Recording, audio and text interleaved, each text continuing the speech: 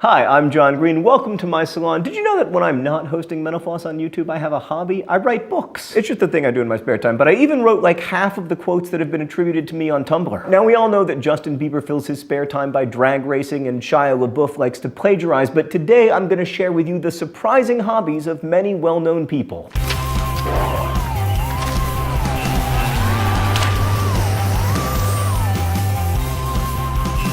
Chuck Norris gave former Price is Right host Bob Barker karate lessons for 8 years. Barker once recalled, "He used to come to my home and we'd do karate. We started out here on my lawn and then I started parking my car on the driveway and made my garage into a karate studio. I took lessons for 8 years. Then Chuck got into acting." You'll be surprised to learn that director David Lynch has had some bizarre hobbies over the years, including musician, coffee roaster, and nightclub owner. Since I'm sure you'll want to see for yourself, you can actually buy his coffee at Whole Foods and visit the Mulholland Drive-inspired Club Silencio in Paris. And this club has everything, or at least that's what I heard from Stefan. Speaking of directors, Stanley Kubrick collected stationery and other letter-writing paraphernalia. According to his brother-in-law, Kubrick once learned that a line of brown ink was getting discontinued, so he went ahead and bought every bottle left in existence, a total of 100 bottles. Another famous collector is Ayn Rand, who had a stamp collection. She even wrote an article called Why I Like Stamp Collecting for the Minkus Stamp Journal in 1971. Spoiler alert, she likes stamp collecting because it's not a Marxist enterprise that props up the weak. Thomas Edison was a huge cinephile, but he wasn't a fan of talkies, even believing that sound in the movies spoiled everything. He once said, "There isn't any good acting on the screen. They concentrate on the voice now and have forgotten how to act." I don't blame you, Edison. That was before acting legends like Ashton Kutcher, Paris Hilton, and Nicolas Cage made it to the big screen and combined physical presence with a beautiful voice. Anyway, nice to know that Thomas Edison was one of those get-off-my-lawn old people. Former British Prime Minister Margaret Thatcher also took in culture as a hobby. She was a big fan of operas and going to museums. Warren Buffett plays the ukulele. He told the Today Show that he learned to play in college so that he could impress a girl. Surprisingly, it didn't work. Ernest Hemingway was, of course, quite the outdoorsman. He enjoyed hunting and fishing. Another famous outdoorsman, though, Sigmund Freud. He liked to hike and collect mushrooms. Not those kind. Albert Einstein enjoyed sailing, but many say he never really learned how to properly swim. His boat was named Tinef, which is Yiddish for junk. Einstein was also a violinist, by the way, generally an overachiever. Emily Dickinson was an excellent baker. A loaf of bread that she made even came in second place for a baking competition in the 1856 Amherst Cattle Show. Her prize?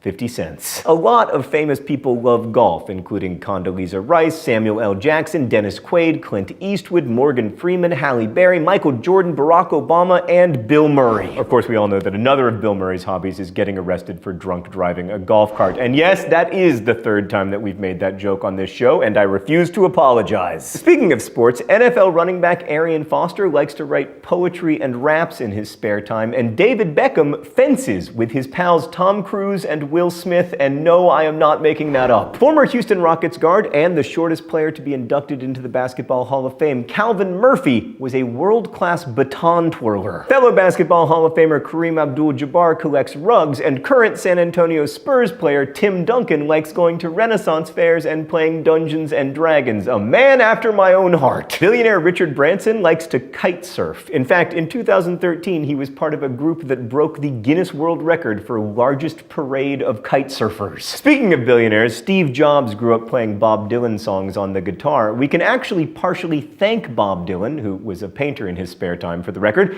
for Apple. According to the company's co-founder Steve Wozniak, he and Jobs developed a friendship because they both liked Dylan and would go on shopping excursions together to buy his bootlegs. Wozniak's current hobby, by the way, Segway polo. Brad Pitt has a fairly normal hobby, photography. On the other hand, his wife, Angelina Jolie, collects daggers. Jolie's mom took her to buy her first dagger when she was just 11, and the Jolie Pitts plan to continue that tradition with their own kids, which is gonna mean a lot of daggers. While I'm talking about actors, Susan Sarandon loves ping pong. In fact, she calls herself a ping pong propagandist and is part owner of Spin, a company that runs ping pong clubs in New York, Toronto, LA, and Dubai. When she's not busy being nominated for every possible award, Meryl Streep knits. as does Ryan Gosling. One of my favorite authors, Zadie Smith, grew up tap dancing. In fact, she spent 10 years pursuing the art form and a career in musical theater before becoming a writer. Another author, Samuel Clemens, aka Mark Twain, dabbled in fashion. My God, why didn't he just write books? Anyway, in 1871, he was granted a patent for adjustable and detachable straps for garments,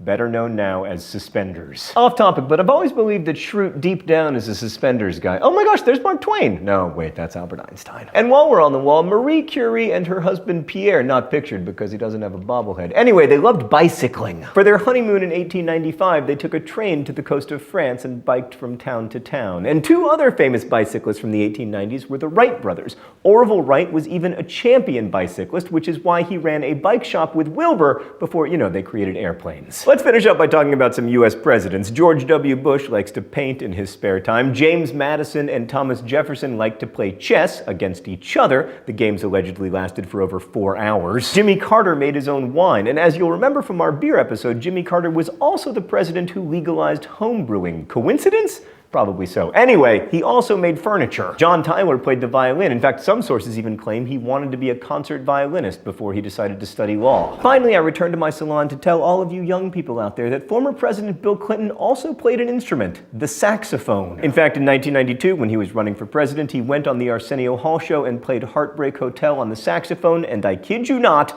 Arsenio said, "It's nice to see a Democrat blow something besides the election." Oh, Bill Clinton. Thanks for watching Mental Floss here on YouTube, which is made with the help of all of these nice people. Every week, we endeavor to answer one of your mind-blowing questions. This week's question comes from Jack Hughes, who asks, who came up with the idea for Mount Rushmore? Well, we have this today because of Doane Robinson, the state historian of South Dakota in the early 1900s. He was like, well, we don't have a ton of actual history here in South Dakota, but what if we carved some president faces on a mountain? If you have a mind-blowing question, please leave it in the comments below. Thanks again for watching, and as we say in my hometown, don't forget to be awesome.